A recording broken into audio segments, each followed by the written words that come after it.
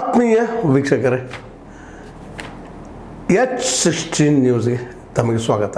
ನಾನು MI ಮತ್ತು ಮಲ್ಲಪ್ಪ ಜೋತ್ ಅವರು. ಇವತ್ತು ನಮ್ಮ SM ಕೃಷ್ಣರ ಮುಕ್ತಾಯ ದಿನ, ಅಂದರೆ ಅವರು ಶರೀರದ ಮುಕ್ತಾಯ ದಿನ. ಈಗಾಗಲೇ ತೀರಿಕೊಂಡಿರುವಂಥ, ನಮ್ಮನ್ನು ಅಗಲಿರುವಂಥ SM ಕೃಷ್ಣರಿಗೆ ಕೊನೆಯ ನಮನಗಳನ್ನು ಹೇಳುವಂಥ ಸಂದರ್ಭ. ಈ ಸಂದರ್ಭದಲ್ಲಿ ಒಂದಿಷ್ಟು ಅವರ ಸಾಧನೆ, ವಿಫಲತೆ, ಇವ್ರ ಬಗ್ಗೆ ಒಂದೆರಡು ಮಾತುಗಳನ್ನು ತಮ್ಮೊಂದಿಗೆ ಮತ್ತೊಮ್ಮೆ ಮಾತಾಡಬೇಕು ಅಂತೇಳಿ ನನ್ನ ಹಿಂದಿನ ಎಪಿಸೋಡಲ್ಲಿ ಒಂದು ಸಣ್ಣ ಮಿಸ್ಟೇಕ್ ಆಗಿತ್ತು. ಯಾವುದೋ ಕಾರಣದಿಂದ ಬಡವ ಅನ್ನುವಂಥ ಶಬ್ದ, ಅವರು ಬಡತನ ಕುಟುಂಬದಲ್ಲಿ ಹುಟ್ಟಿದವರಲ್ಲ, ಶ್ರೀಮಂತಿಕೆ ಅಥವಾ ಬಂಗಾರದ ಸ್ಪೂನ್, ಗೋಲ್ಡನ್ ಸ್ಪೂನ್ ಹುಟ್ಟಿದಂಥವರು. ಆದರೂ ಬಡವರ ಬಗ್ಗೆ ಅತ್ಯಂತ ಕಾಳಜಿ ಮತ್ತು ಆತ್ಮೀಯತೆಯನ್ನು ಬೆಳೆಸ್ಕೊಂಡು ಬಂದಂಥವರು. ಇದನ್ನು ಇವತ್ತು ಮೊದಲಿಗೆ ಹೇಳಬೇಕಾಗಿದೆ. ಯಾಕಪ್ಪ ಅಂದ್ರೆ ಮನುಷ್ಯ ತಪ್ಪು ಮಾಡುವವನು, ನಡೆಯೋವನು, ಎನ್ನುವವನು. ಅದೇನೂ ಇರಲಿ. ಈಗ ನಾವು ವಿಷಯಕ್ಕೆ ಬರೋದಿಷ್ಟ 1932 ಆರಂಭವಾಗುವ ಇವರ ಜನನ ಮೂಲಕ. ಇವರು ಊರು ಸೋಮನಹಳ್ಳಿ, ಮದ್ದೂರು ತಾಲೂಕು, ಮಂಡ್ಯ ಜಿಲ್ಲೆ. ಅಲ್ಲಿಂದ ಆರಂಭ ಆದಂಥ ಇವ್ರ ಜೀವನ ಈ 2024 10ನೇ ತಾರೀಕಿಗೆ ಡಿಸೆಂಬರ್ 10ಕ್ಕೆ ಮುಕ್ತಾಯ ಆಗ್ಯದ. ಈ ಮಧ್ಯದಲ್ಲೇ ಹುಟ್ಟು ಸಾವುಗಳ ಮಧ್ಯೆ ಅವ್ರು ಏನೇನು ಸಾಧಿಸಿದರು ಅನ್ನೋದು ಸಹಿತ ಅಷ್ಟು ಮುಖ್ಯ ಆಗ್ತದೆ. ಅವರು ವಿದ್ಯಾರ್ಹತೆ BA BL MCL ಟೆಕ್ಸಾಸ್, ವಿದೇಶದಲ್ಲಿ ಕಲ್ತಂಥವ್ರು, ಅಮೇರಿಕೆಯಲ್ಲಿ ಕಲ್ತಂಥವರು. ಮಹಾರಾಜ ಕಾಲೇಜ್ ಮೈಸೂರು, ಸರ್ಕಾರಿ ಕಾನೂನು ಕಾಲೇಜ್ ಬೆಂಗಳೂರು, ದಕ್ಷಿಣ ಮೆಥೋಡಿಸ್ಟ್ ವಿಶ್ವವಿದ್ಯಾಲಯ ಡಲ್ಲಾಸ್, ಟೆಕ್ಸಾಸ್ USA, ಫುಲ್ ಬ್ರೈಟ್ ವಿದ್ವಾಂಸ ಪದವಿ ವಿದ್ಯಾರ್ಥಿ, ಜಾರ್ಜ್ ವಾಷಿಂಗ್ಟನ್ ವಿಶ್ವವಿದ್ಯಾಲಯ, ವಾಷಿಂಗ್ಟನ್ DC USA. ಇದು ಅವರ ಕಲಿಕೆಯ ಏರಿಯಾ, ಅವ್ರ ಡಿಗ್ರಿಗಳು. ಇವೆಲ್ಲಕ್ಕಿಂತ ಮಿಗಿಲಾಗಿ ಅವರು ಜನಪರವಾಗಿ ಎಷ್ಟು ಹೋರಾಟ ಮಾಡಿದರು ಅಂತ. ಯಾಕಂದ್ರೆ ಅವರು ತಮ್ಮ ಬದುಕಿನೊಳಗೆ ಒಳ್ಳೆಯ ಆರಾಮದ ಜೀವನ ಬದುಕ್ಬೋದಾಗಿತ್ತು. ಒಳ್ಳೆಯ ಹೆಂಡತಿ, 1964 ಮದುವೆ ಆಗ್ತಾರೆ ಅವರು. ಪ್ರೇಮ ಅನ್ನುವಂಥವ್ರನ್ನ ಅವ್ರ ಜೊತೆ ತಮ್ಮ ಬದುಕು ಮಾಡಿಕೊಂಡು, ವಕೀಲಿ ಮಾಡಿಕೊಂಡು ಆರಾಮಾಗಿ ಇರ್ಬೋದಾಗಿತ್ತು. ಅವ್ರಿಗೇನೂ ಕೊರತೆ ಇರಲಿಲ್ಲ. ನಾನು ಮಿನಿಸ್ಟರ್ ಆಗಬೇಕು, ಮತ್ತೇನೋ ಆಗಬೇಕು, ಬೆಳಿಬೇಕು ಅನ್ನುವಂಥದ್ದು, ದುಡ್ಡು ಮಾಡ್ಕೋಬೇಕು ಅನ್ನುವಂಥದ್ದು ಮೋಸ್ಟ್ಲಿ ಇರಲಿಕ್ಕಿಲ್ಲ. ಯಾಕಂದ್ರೆ ಹೊಟ್ಟೆ ತುಂಬಿದ ಮೇಲೆ ಹುಗ್ಗಿ ಮುಳ್ಮುಳು ಅಂತ ನಮ್ಮಲ್ಲೊಂದು ಗಾದಿ ಮಾತಲ್ಲ. ಅದು ಒಂದು ಅರ್ಥದ ವಿಷಯದಲ್ಲಿ ಬೇರೆ ವಿಷಯ. ಆದರೂ ಸಹಿತ ಒಂದಿಷ್ಟು ಶ್ರೀಮಂತಿಕೆ ಜೊತೆಗೆ ಜನಪರ ಕಾಳಜಿಯಿಂದ ಜನರ ಸಲುವಾಗಿ ಹೋರಾಟ ಮಾಡಿದ್ದನ್ನು ನೆನಪಿಸ್ಬೇಕಾಗ್ತದೆ. ಹೀಗಾಗಿ ಭ್ರಷ್ಟಾಚಾರದ ಆರೋಪಗಳು ಭಾಳ ಕಡಿಮೆ ಇಲ್ಲ ಅಂತ ನಾನು ಹೇಳೋಕ್ಕಾಗೋದಿಲ್ಲ. ಇಂಥ ಒಬ್ಬ ವ್ಯಕ್ತಿ ಇವರು 1962 ಏನಪ್ಪ ಅಂತಂದ್ರೆ ಒಂದು ಈ ರಾಜಕೀಯಕ್ಕೆ ಬರ್ತಾ ಇದ್ದಾರೆ. ಬಂದ ಅವರು ಪ್ರಜಾ ಸೋಷಲಿಸ್ಟ್ ಪಾರ್ಟಿ ಮೂಲಕ ಸ್ವತಂತ್ರವಾಗಿ ನಿಂತು ಗೆದ್ದು ತಮ್ಮ ಜೀವನವನ್ನು ಆರಂಭ ಮಾಡ್ತಾಯಿದ್ದಾರೆ. 1962 ವಿಧಾನಸಭಾ ಸದಸ್ಯರಾಗ್ತಾರೆ. ನಂತರ 1968 ಲೋಕಸಭೆ ಸದಸ್ಯರಾಗ್ತಾರೆ. 1971 ಲೋಕಸಭೆ ಸದಸ್ಯರಾಗ್ತಾರೆ. ಮತ್ತೊಮ್ಮೆ 1972 ವಿಧಾನ ಪರಿಷತ್ ಸದಸ್ಯ, ಕೈಗಾರಿಕಾ ಸಚಿವರಾಗ್ತಾರೆ. 1980 ಲೋಕಸಭೆ ಸದಸ್ಯ, ಕೇಂದ್ರ ಕೈಗಾರಿಕಾ ಮತ್ತು ಹಣಕಾಸು ಖಾತೆ ರಾಜ್ಯ ಸಚಿವರಾಗ್ತಾರೆ. ಮುಂದೆ 1989 ವಿಧಾನಸಭಾ ಅಧ್ಯಕ್ಷರಾಗ್ತಾರೆ. ಅದರಿಂದ 94 ಉಪಮುಖ್ಯಮಂತ್ರಿ ಆಗ್ತಾರೆ. 1996 ರಾಜ್ಯಸಭಾ ಸದಸ್ಯರಾಗ್ತಾರೆ. 1999 KPCC ಅಧ್ಯಕ್ಷರಾಗ್ತಾರೆ. ಮುಂದೆ 1999 2004 ಭಾಳ ಪ್ರಮುಖ ಘಟ್ಟ. ಈ ಸಂದರ್ಭದಲ್ಲಿ ಮುಖ್ಯಮಂತ್ರಿ ಆಗ್ತಾರೆ, ರಾಜ್ಯದ ಮುಖ್ಯಮಂತ್ರಿ ಆಗ್ತಾರೆ. ಆ ಸಂದರ್ಭದಲ್ಲಿ ಏನಾಯಿತು ಅನ್ನೋದು ನಂತರ ನೋಡೋಣದನ್ನು. ನಂತರದಲ್ಲಿ 2004-08 ಅಂದರೆ ಅಲ್ಲಿವರೆಗೆ ಮಹಾರಾಷ್ಟ್ರದ ರಾಜ್ಯಪಾಲರಾಗ್ತಾರೆ. ಮುಂದೆ 2009 ರಾಜ್ಯಸಭಾ ಸದಸ್ಯಗೆ ವಿದೇಶಾಂಗ ಸಚಿವರಾಗ್ತಾರೆ.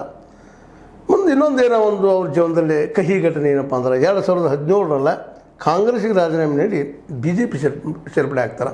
ಅದಕ್ಕೆ ಕಾರಣ ಕಾಂಗ್ರೆಸ್ನಲ್ಲೇ ಅಲ್ಲಿ ಹೈಕಮಾಂಡ್ ಅವರ ಜೊತೆಗೆ ಸರಿಯಾಗಿ ಬಿಹೇವ್ ಮಾಡಲಿಲ್ಲ, ವರ್ತಿಸಲಿಲ್ಲ ಕಾರಣಕ್ಕೋ, ಮತ್ತು ವಿದೇಶಾಂಗ ಮಂತ್ರಿ ಇದ್ದಾಗ ಅವ್ರು ಇಳಿಸಿದ್ರು ಎಂಬ ಕಾರಣಕ್ಕೋ ಬಿಟ್ಟು BJPಗೆ ಸೇರ್ತಾರೆ.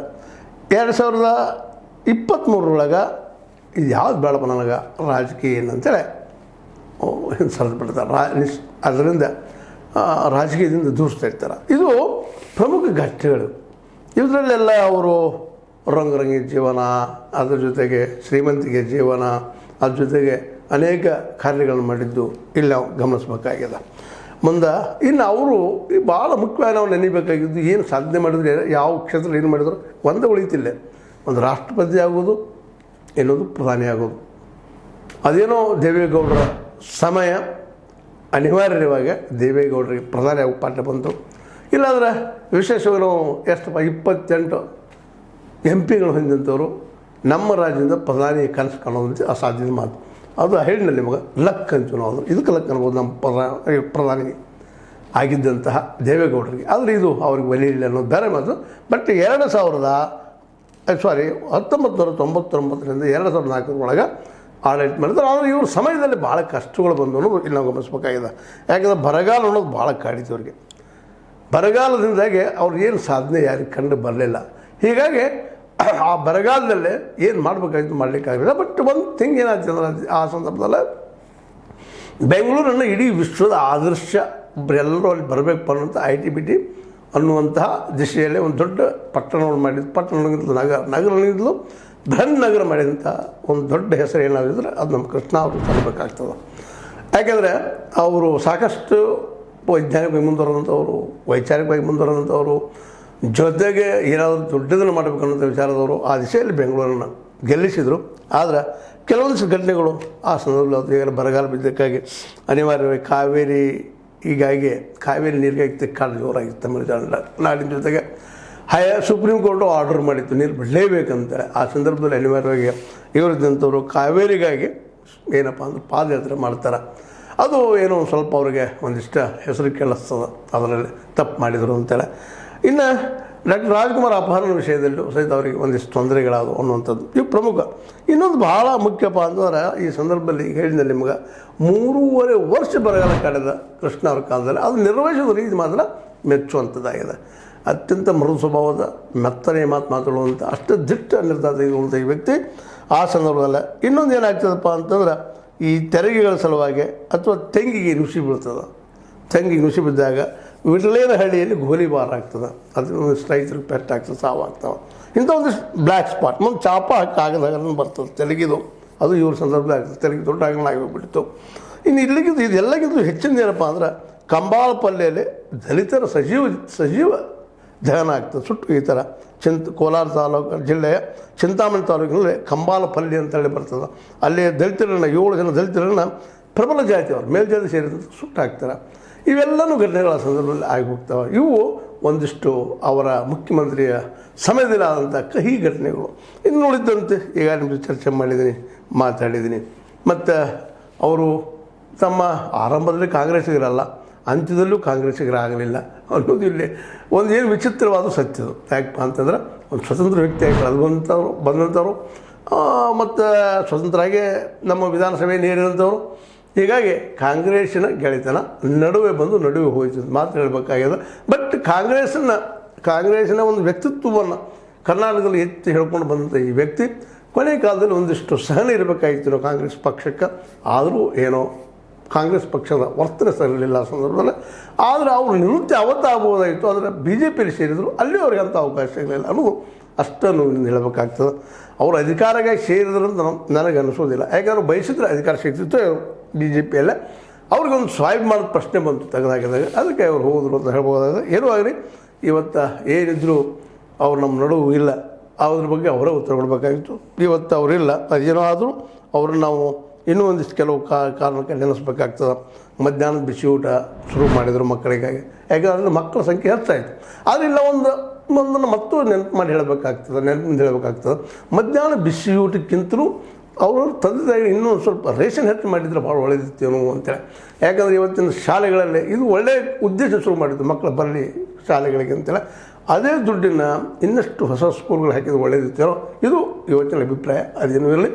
ಇವತ್ತು ಬಿಸಿ ಊಟದಿಂದ ಅನೇಕ ಮಕ್ಕಳು ಬರಲಿಕ್ಕೆ ಶುರು ಮಾಡಿದರು. ಜೊತೆಗೆ ಏನಪ್ಪ ಅಂದ್ರೆ ವಸತಿ ರಹಿತರಿಗೆ ಮನೆಗಳನ್ನು ಕಟ್ಟಿಕೊಡುವಂಥ ಒಂದು ದೊಡ್ಡ ಕೆಲಸವನ್ನು ಮಾಡಿದರು, ವಸತಿ ಕ್ರಾಂತಿ ಅಂತೇಳಿ. ಮತ್ತು ಇನ್ನೊಂದು ಇಲ್ಲಿ ಮರ್ಯಾದ ಜ್ಞಾಪಿಸಬೇಕಾಗ್ತದೆ.